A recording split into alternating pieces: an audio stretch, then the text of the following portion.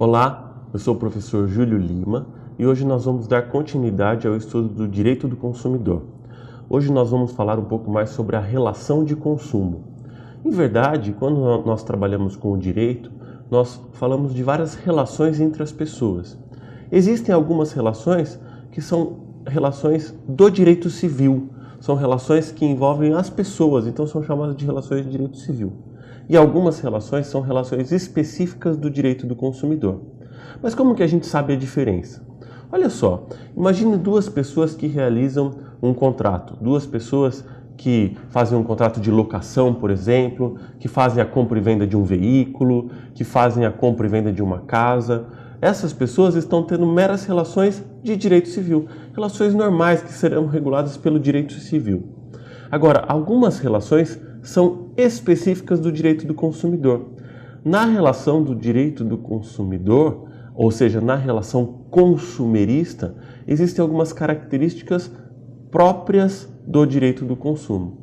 Se você vai até uma loja que é especializada em fornecer um determinado produto, não é uma mera relação civil, é uma relação de consumo. Então, a relação de consumo ela tem essas características, ela tem essas particularidades que fazem com que ela seja diferente de uma relação civil. Se eu compro um carro de um amigo, por exemplo, o carro que eu compro do meu amigo é um carro, envolve uma relação jurídica do direito civil. Agora, se eu vou numa loja de carros que é especializada em venda de carros, aí eu estou falando do direito do consumidor. Esta segunda relação, em que eu compro o carro na loja de carros, vai ser regulada, vai ser regida pelo direito do consumidor. Então, essa aqui é a grande diferença de uma relação civil para uma relação consumerista. E a relação consumerista, ela é caracterizada por três elementos. A gente tem um elemento que é chamado de elemento subjetivo, um elemento chamado elemento objetivo e um último elemento chamado elemento finalístico. Vamos falar sobre cada um deles. Primeiro, elemento subjetivo. O elemento subjetivo está ligado aos sujeitos. Quem que serão os sujeitos, ou seja, quem serão as pessoas envolvidas em uma relação de consumo? Existem duas pessoas envolvidas numa relação de consumo. Existem duas pessoas que compõem esse tal elemento subjetivo. Um deles será o fornecedor e o outro será o consumidor. O fornecedor é aquela empresa, aquela pessoa jurídica que trabalha com o fornecimento de produtos ou de serviços. Então, todo mundo que trabalha com a produção e a venda de produtos poderá ser considerado um fornecedor. Então, uma loja que vende, por exemplo, fogões, geladeiras, eletrodomésticos, será um fornecedor. O outro elemento subjetivo é o consumidor. O consumidor, olha só, é aquela pessoa que trabalha, que consome, que compra o produto, mas é a última pessoa destinatária do produto. Então, veja bem, se eu compro um fogão de uma determinada loja para revender, eu não sou o consumidor. Eu serei o consumidor quando eu compro o fogão para mim. A ideia de consumidor envolve que essa pessoa ela seja a última destinatária deste produto. Então, ela comprou o produto, ela tomou o serviço para ela, aí ela é considerada consumidor. Se eu compro um alimento para eu consumir, aí eu sou o consumidor. Se eu compro um alimento, mas eu vou revender, eu não sou consumidor, eu sou considerado fornecedor ainda. Esse é o grande elemento que determina quem que é o consumidor. Então, o fornecedor é quem fornece, quem vende, quem trabalha com passar o produto, passar o serviço. Agora, quem consome como destinatário final é o consumidor. Esses são os elementos, então, subjetivos. Os elementos objetivos envolvem a ideia do que está sendo objeto da relação de consumo. Eu tenho dois elementos objetivos. Como elemento objetivo, primeiro eu tenho o produto. O que é produto? Produto é qualquer bem material ou imaterial.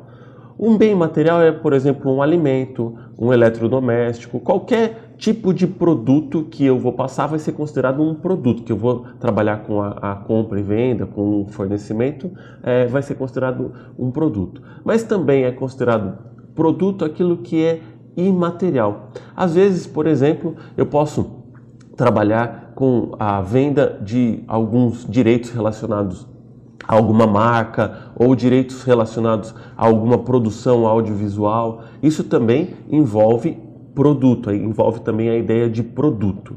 E olha só, mesmo quando eu forneço algum produto de forma gratuita, o produto também está protegido pela relação de consumo, pelo direito do consumidor.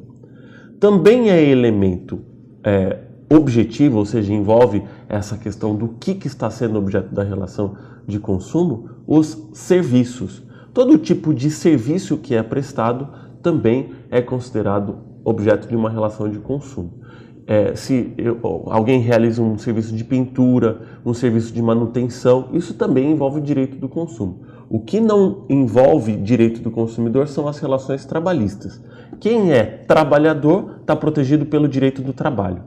Quem trabalha com a prestação de serviços está fazendo um serviço relacionado com o direito do consumidor, e essa relação também vai ser protegida pelo direito do consumidor.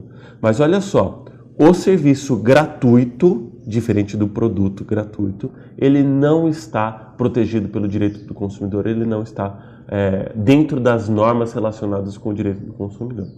E o último elemento que nós vamos trabalhar é o elemento finalístico. O elemento finalístico está ligado àquela ideia do consumidor. O elemento finalístico significa que na relação de consumo, aquela relação é a última que vai envolver aquele produto ou aquele serviço. Quando eu realizo uma relação de consumo, eu estou vendendo um produto ou estou fornecendo um serviço para o destinatário final. Essa que é a ideia do elemento finalístico. Aquela relação vai acabar com relação àquele produto ou aquele serviço, vai acabar ali. Eu vou fornecer um alimento para a pessoa consumir. Eu vou fornecer um serviço para ela ser a última que vai se beneficiar daquele serviço. Então, esses são os 3 elementos que caracterizam a relação de consumo: o elemento objetivo, o subjetivo e o finalístico. Bons estudos!